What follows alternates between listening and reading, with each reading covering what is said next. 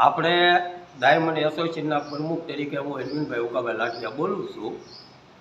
તો પાવરનું અત્યારે એટલું હેરાનગતિ છે કે એની ન પૂછો વાત. આપણે કાપ શનિવારે એને ફરજિયાત આપેલો છે GAB વાળાને કે તમે શનિવારે રિપેર કરી શકો, અમે ગાડીઓ ટાઈમમાં બધા રજા રાખશું.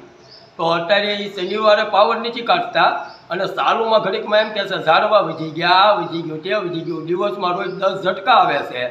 10 કલાક કારીગર મજૂર લોકો એ કામ કરવા આવે છે. એમાંથી રોજ માટે આ છેલ્લા 8 દિવસ ટાઈમે જોઈ છે એ 4 થી 5 કલાક પાવર જાય છે. તો આ લોકો કરે છે હું આ કોઈ જાતનું કોઈ આનું સોલ્યુશન જ નથી આવતું. તો આ GAB ને કોઈ કહેવાવાળું છે કે નહીં કે આ લોકો હાવ ખુરશી ઉપર બેસે છે કે કામ કરે છે કે નહીં? અને કરે છે તો જાય છે, ગાડી આવે છે, થોડુંક હરખું કરીને વહી જાય છે, પણ 10 મિનિટ પછી પાછો પાવર જાય છે, પાછા આવે છે. સરકારનું પેટ્રોલ બળે છે, ડીઝલ બળે છે અને આ લોકો ઠૂકે હાંઠા કરે છે, બાકી કાંઈ છે નહીં.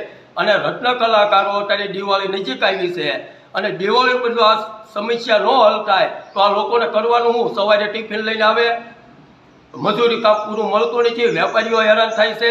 તો આનું કોઈ સોલ્યુશન જ નથી આવતું. તો સરકારને અમે એટલું જ કહી છે કે GAB ને બધોય પગાર સટ્ટા આપો છો, સટ્ટા જો આનું સોલ્યુશન ન આવે તો GAB બંધ કરી દેવાય, હકાય નહીં.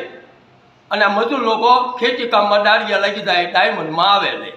બાકી મજૂરનું ન જોવું હોય તો બણકાટો બહુ ઠોકે છે, આમ કરો ને તેમ કરો ને અમે આમ વિકાસ કરી. કયો વિકાસ?